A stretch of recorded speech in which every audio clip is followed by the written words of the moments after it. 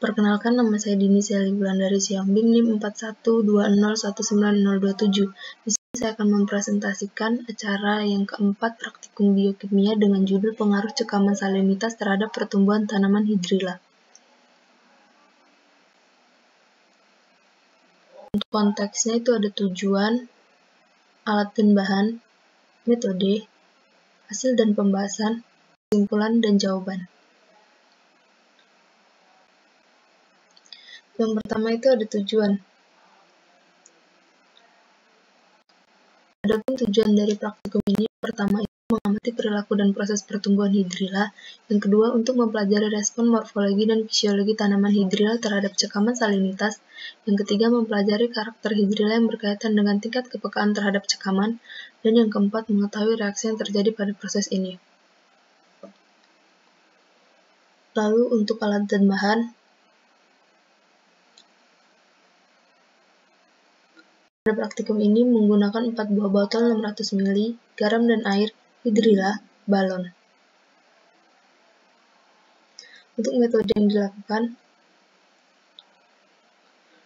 yang pertama, perlu disiapkan 4 buah botol mineral dengan volume 600 ml, yang kemudian dicuci hingga bersih. Lalu masukkan hidrilla ke dalam setiap botol, lalu botol diisi dengan air hingga penuh. Kemudian ditambahkan 1 sendok teh garam pada botol 2, 2 sendok teh garam pada botol 3, dan 3 sendok teh garam pada botol 4. Sedangkan botol 1 pada praktikum ini digunakan sebagai kontrol. Kemudian, tutup botol dengan balon dan diletakkan pada tempat yang terpapar cahaya matahari secara langsung. Berikut step-step pembuatan yang dilakukan dan dokumentasi pembuatan pada praktikum acara yang keempat ini. Kemudian ada hasil dan pembahasan. Untuk hasil dan pembahasan, berikut adalah tabel dari pengamatan yang dapat dilihat. Di mana pada praktikum ini, pada jumlah gelembung, tanda plus 1 itu menandakan bahwa gelembung sedikit, tanda plus 2 itu menandakan bahwa gelembung banyak, dan tanda plus 3 itu menandakan gelembung sangat banyak. Sedangkan untuk ukuran balon sendiri, strip itu menandakan ukuran balon kecil, tanda plus 1 itu menandakan ukuran balon itu sedang.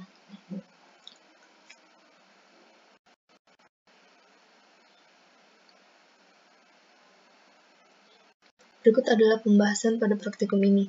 Yang pertama ada faktor cekaman menurut ahli. Tanaman memiliki kemampuan menanggapi faktor lingkungan seperti halnya kelompok organisme lain. Tanggapan tersebut muncul akibat adanya cekaman lingkungan yang dapat mempengaruhi pertumbuhan. Tumbuhan akan mengembangkan strategi adaptasi tertentu baik secara morfologi, anatomi, fisiologi, maupun biokemis yang akan terhindar dari kondisi lingkungan yang tidak menguntungkan. Peningkatan konsentrasi garam dalam praktikum ini merupakan salah satu faktor cekaman lingkungan. Menurut Fitter dan Hay, tahun 1991, besarnya kadar garam yang terjadi karena dua hal, yaitu karena tingginya masukan air dan kandungan garam atau yang dapat mengalami tingkat evaporasi yang melebihi presipitasi. Dan menurut Tan pada tahun 1991 yang mengatakan bahwa garam-garam ini yang mendominasi adalah natrium klorida atau NaCl. Lalu,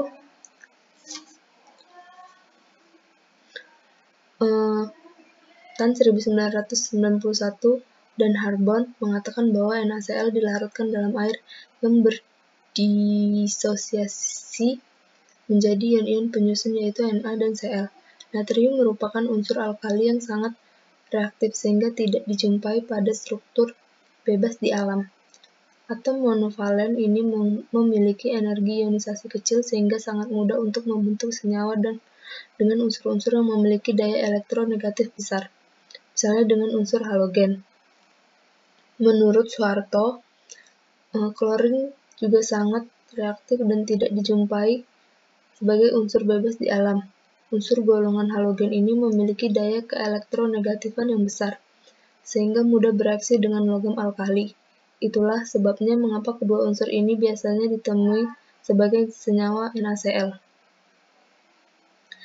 Menurut Renz, yang mengatakan bahwa Cl mempunyai fungsi utama dalam reaksi fotosintesis, ion klor ini bertugas sebagai pemicu oksidasi pada fotosistem 2.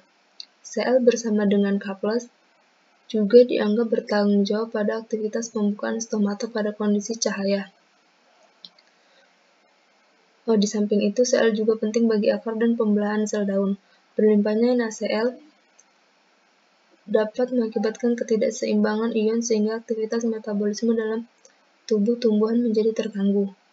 Sedangkan pendapat dari Rahmawati yang mengatakan bahwa kondisi yang membahayakan bahkan dapat menyebabkan kematian tersebut akan memicu tumbuhan untuk beradaptasi demi meningkatkan ketahanannya. Adaptasi itu ditunjukkan dengan terbentuknya molekul-molekul tertentu di dalam sel seperti prolin dan berbagai asam amino bebas lainnya, yang berperan dalam meningkatkan ketahanan terhadap cekaman garam. Tanggapan tersebut bervariasi tergantung spesies tumbuhan, derajat, dan lama cekamannya. Ini merupakan peranan dari HCl. Lalu NaCl. Lalu yang ketiga itu ada pertumbuhan tanaman pada kondisi salin.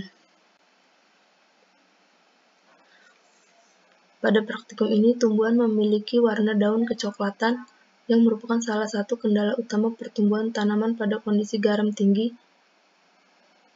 yang meliputi 3 hal, yaitu defisit air atau stres air yang ditimbulkan oleh rendahnya atau lebih negatif potensial air dari tumbuhan. Yang kedua ada toksisitas ion akibat serapan berlebihan ion natrium dan klorida. Lalu yang ketiga, ketidakseimbangan nutrisi akibat inhibisi dari serapan ion dan atau transport ke pucuk serta ketidaksesuaian distribusi mineral nutrisi pada internal, terutama kalsium.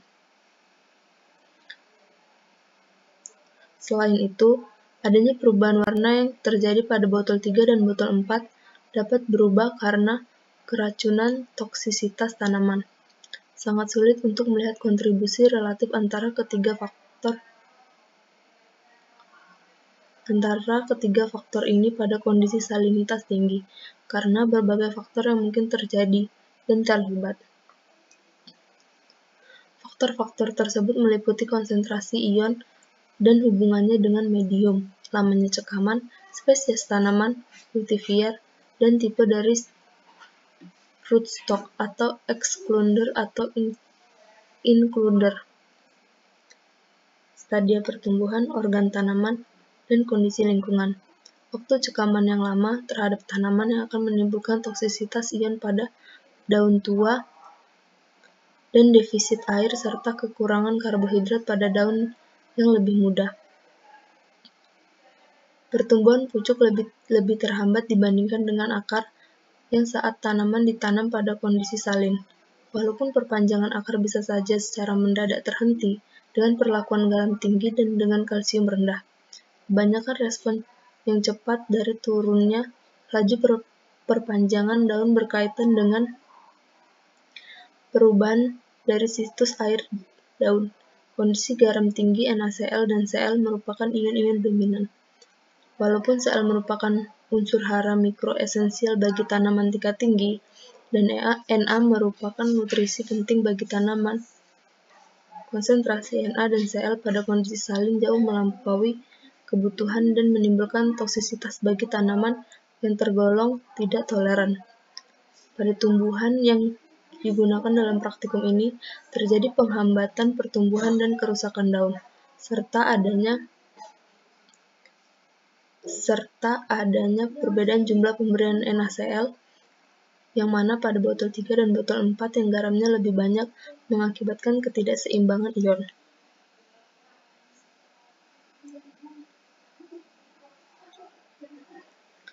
Lalu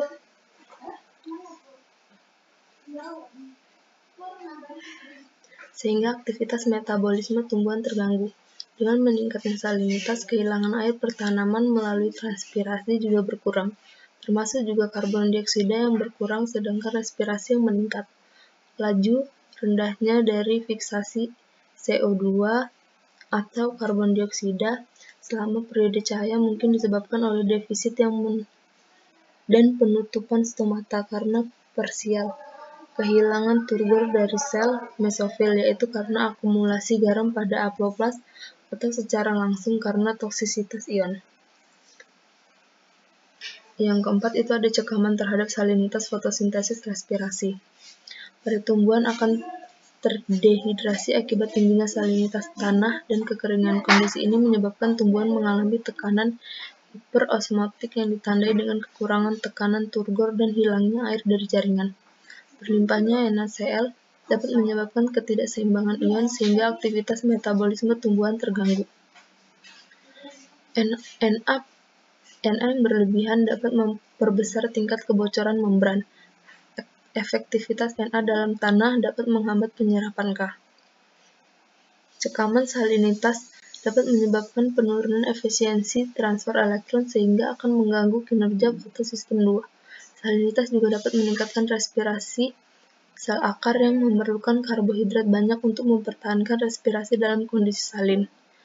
Tingginya kebutuhan karbohidrat diduga ditimbulkan dari adanya kompartementasi ion, sekresi ion atau perbaikan dari kerusakan seluler, kenaikan CO2 di atmosfer di atas normal yang meningkatkan laju fotosintesis dan dapat memegang peranan penting dalam kondisi salinitas tinggi.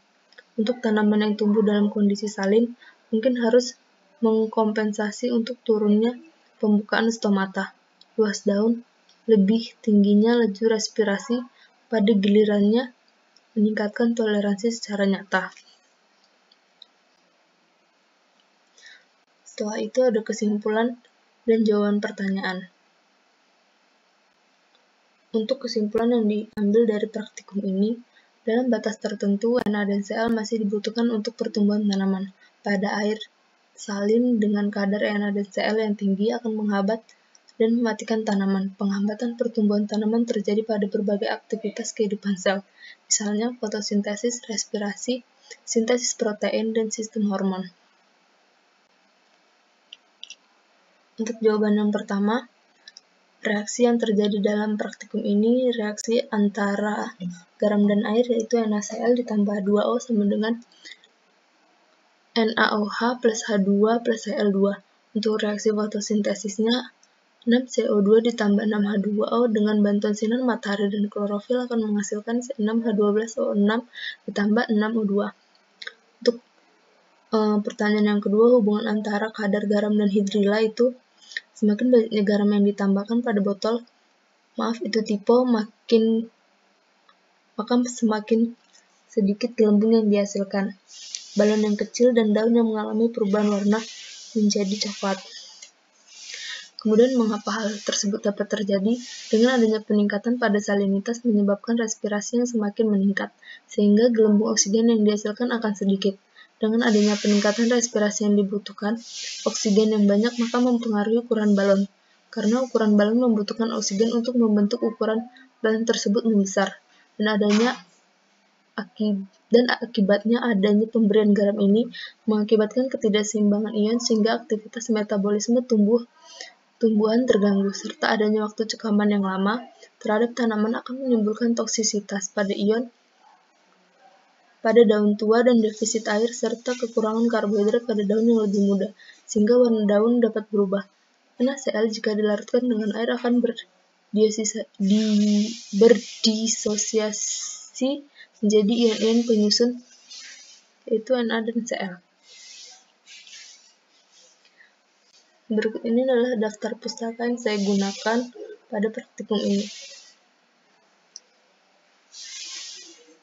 Sekian dan terima kasih.